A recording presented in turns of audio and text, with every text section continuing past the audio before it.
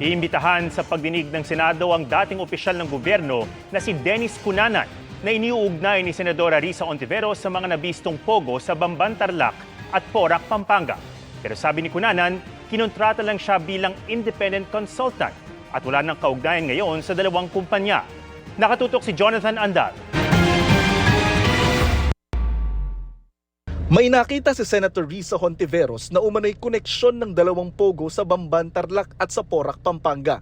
Yan ay si Dennis Cunanan, isang dating opisyal ng gobyerno na dati nang na-convict sa Sandigan Bayan sa kasong graft and malversation of public funds kaugnay sa pork barrel scam. Inilabas ng senadora ang dalawang dokumentong ito na nakasulat ang pangalan ni Cunanan bilang authorized representative ng Hong Sheng Pogo sa Bamban at Lucky South 99 Pogo sa Porac. Pirmado ni Cunanan ng isang liham sa PAGCOR na humihiling na bigyan ng lisensya bilang Pogo ang Lucky South 99 na nooy BPO pa lamang. 2020 ang petsa ng dalawang liham, kasagsagan ng pandemya. Sabi ni Hontiveros, nasangkot si Cunanan sa isa sa pinakamalaking corruption scandal sa Pilipinas at baka aniya ang ginawa niya sa PDAF scam, ginawa rin sa mga Pogo. Sabi pa ni Hontiveros, pinapakita lang nito na may koneksyon ang dalawang Pogo sa Bamban at Porac. Si Cunanan ay dating Deputy Director General ng Technology Resource Center na sinasabing ginamit umano para mailipat ang pork barrel ng mga politiko sa mga bogus na proyekto. Iimbitahan daw ng senador si Cunanan sa susunod na pagdinig ng Senado para malinawan ang papel nito sa mga pogo. Ayon sa PAOK o Presidential Anti-Organized Crime Commission, nasa matrix nila ng illegal na pogo si Cunanan na iniimbestigahan na raw nila ngayon. Sabi ni Cunanan sa pahayag na ibinigay niya sa GMA Integrated News, malinis ang kanyang konsensya at handa siyang makipagtulungan sa mga otoridad para matigil ang illegal na gawain ng ilang pogo. Kinontrataan niya sila bilang independent consultant ng dalawang kumpanya para makapagparehistro bilang pogo at lahat daw dumaan sa legal na proseso. Paglilinaw ni Cunanan, hindi sila bahagi ng pagpapatakbo at mga gawain ng dalawang pogo. Limitado lang daw ang papel ng kanilang consultancy firm sa pagpaparehistro ng dalawang kumpanya. Hindi na raw sila konektado sa dalawang pogo sa ngayon. Nakalulungkot daw na iniuugnay pa ang PDAF cases sa issue na ito at ipinangangalandakan daw siyang convicted person, gayong mas marami naman daw siyang absuelto kaysa sa sinasabing conviction niya na hindi pa naman daw nadedesisyonan ng pinal ng Korte Suprema.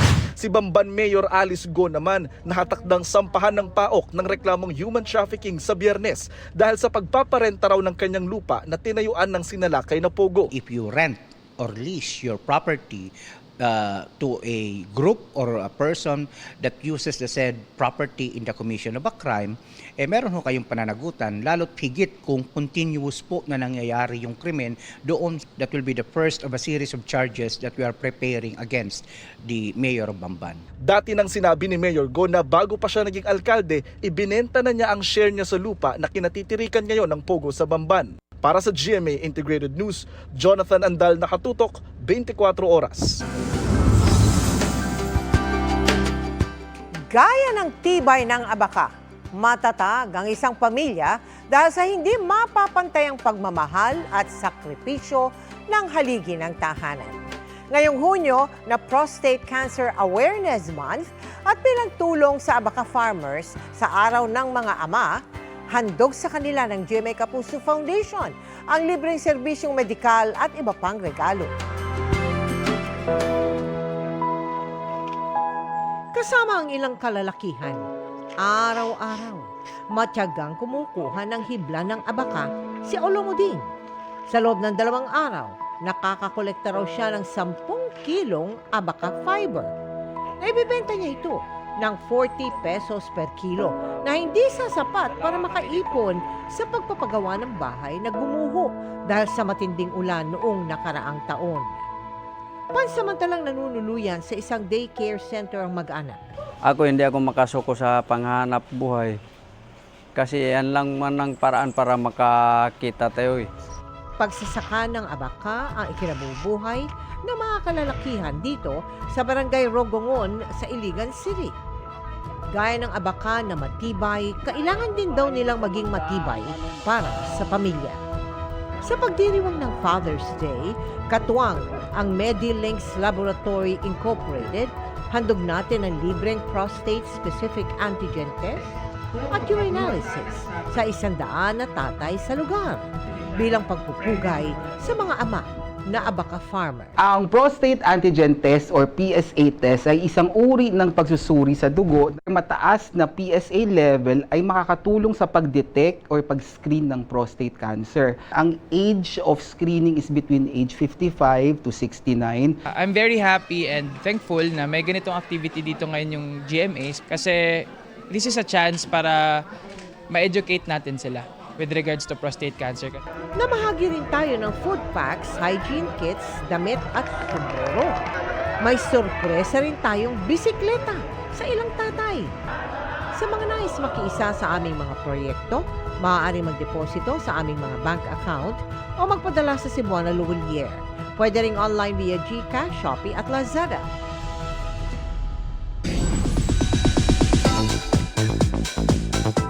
Sunod-sunod na pasabog ang dapat abangan sa nalalapit na pagtatapos ng My Guardian Alien mula sa Human Alien Wedding at isa pang uninvited guest na alien. At dahil the end is near, ano-ano kaya ang mamimiss ng cast sa series? Makichika kay Aubrey Carampel.